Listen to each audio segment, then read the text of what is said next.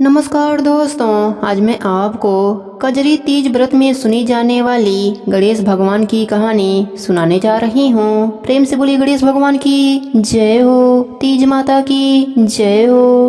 किसी गांव में एक सेठ सेठानी रहा करते थे। सेठ गणेश जी का बहुत बड़ा भक्त था और सदैव उनकी पूजा पाठ किया करता था। वह कोई भी काम करने से पहले गणेश भगवान को याद करना नहीं भूलता था। एक बार गणेश भगवान रूप बदलकर सेठ के खेतों से गुजर रहे थे।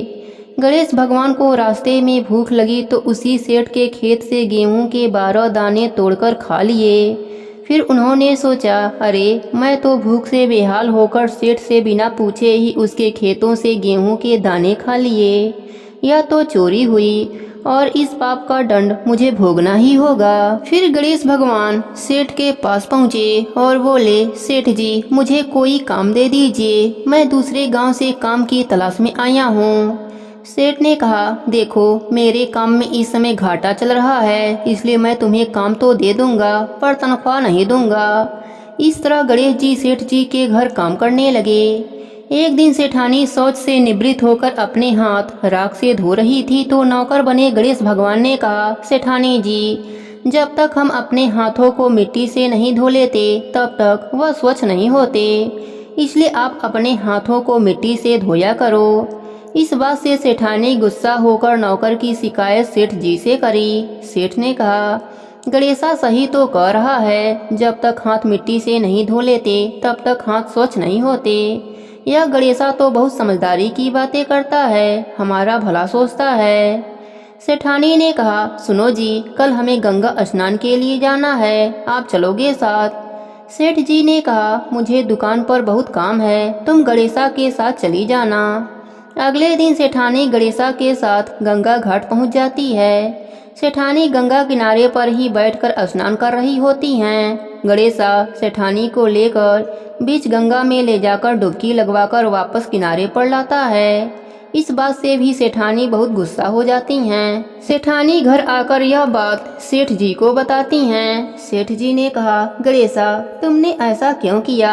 गणेशा ने कहा, जब तक हम गंगा में डुबकी नहीं लगा लेते तब तक स्नान पूर्ण नहीं माना जाता है।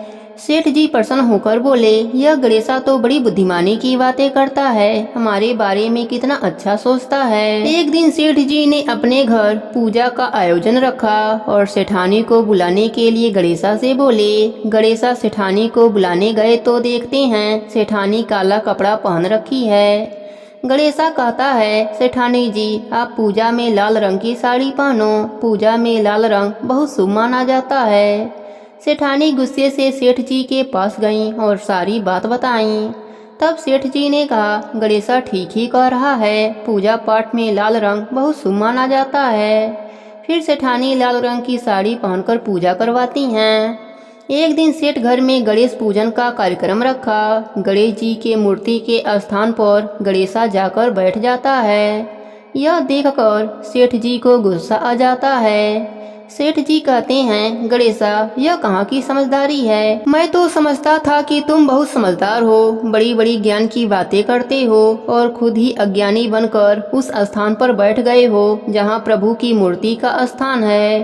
फिर गणेशा अपने असली रूप में आ जाते हैं। सेठ सेठानी हाथ जोड़कर कहते हैं, प्रभु आप मेरे घर नौकर के रूप में, हमसे बहुत बड़ी गलती हो गई प्रभु, हम आपको पहचान नहीं पाए, हमें क्षमा कर दीजिए।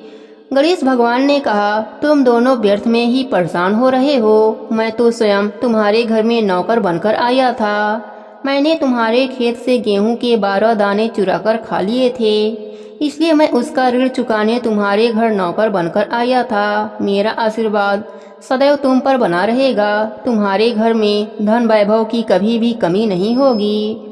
इतना कहकर गणेश भगवान अंतर ध्यान हो जाते हैं। हे गणेश जी महाराज, जैसे आपने सेठ पर अपनी कृपा करी वैसे ही अपने सभी भक्तों पर अपनी कृपा बनाई रखना।